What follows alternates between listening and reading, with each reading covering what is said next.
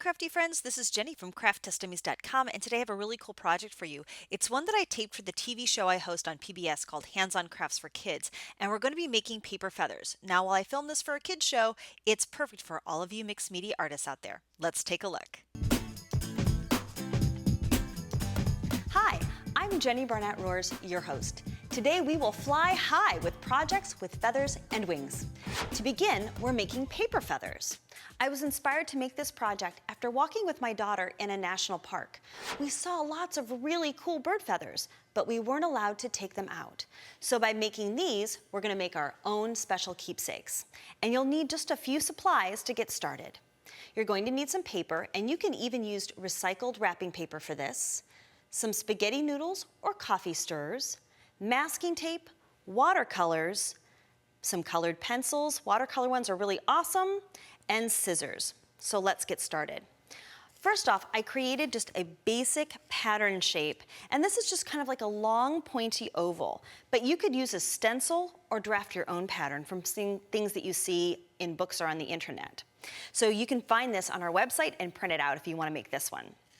Then you're just going to cut out your shape, and we're going to create a pattern template and cut it out with our scissors.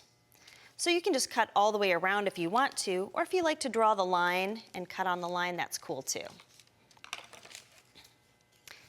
This paper is so thin that you could probably even cut out a couple of layers at a time and save yourself the energy. Now, we're going to need 2 of these paper feather forms to create each one. So I've got one already done right here. Now, for this next step, we need a glue stick and some spaghetti noodles. You're just going to put your spaghetti right in the middle of your form here. You can see that I marked it on the pattern with this dotted line. And we're going to go ahead and put a liberal amount of glue. You may want to cover your work surface with some wax paper for this part, or a scratch piece of paper. And just put your spaghetti noodle right inside. Now, if you want, you could also use a coffee stirrer. It's plastic, and it'll give it a little more body, and that way you could use it in some other crafts we have coming up too.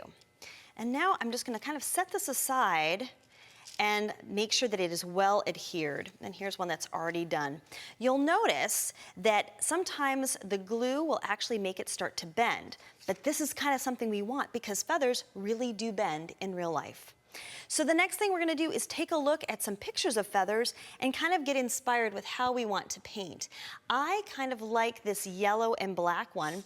It's a Baltimore Oriole. So I'm just going to start painting right on top of my feather. And it's okay to use a lot of water. So this one has some gray and some yellow. And I'm just going to kind of make my own little pattern here. If you wanted to be more precise, you could use colored watercolor pencils, and that would give you a little more control.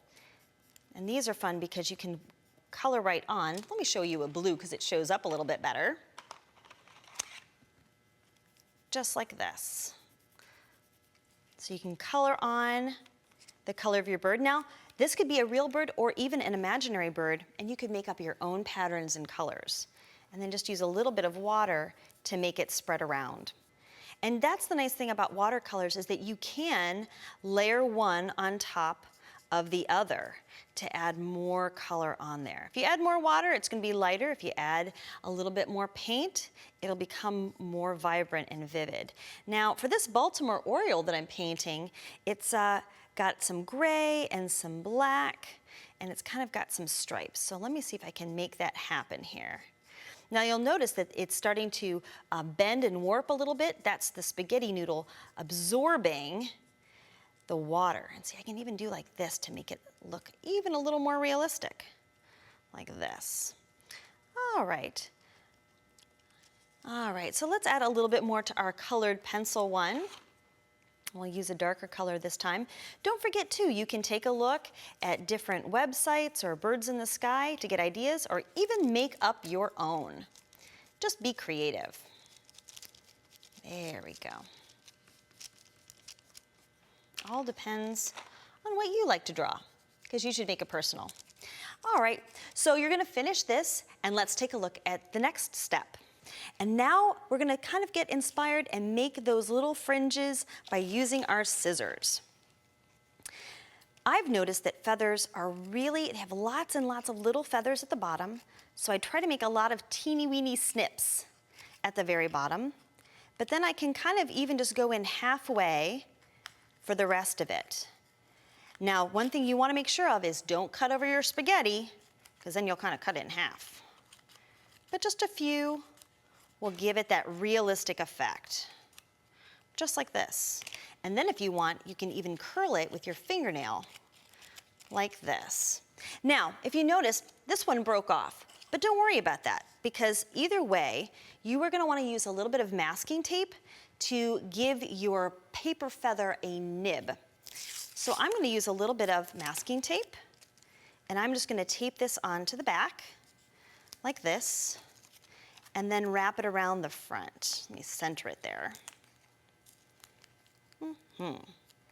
And then you can use the masking tape to wrap around it and hide the plastic. But this will give it a little more sturdiness if you wanted to use it, as a piece of art, or hang it from your bulletin board, or even make a magic wand with it.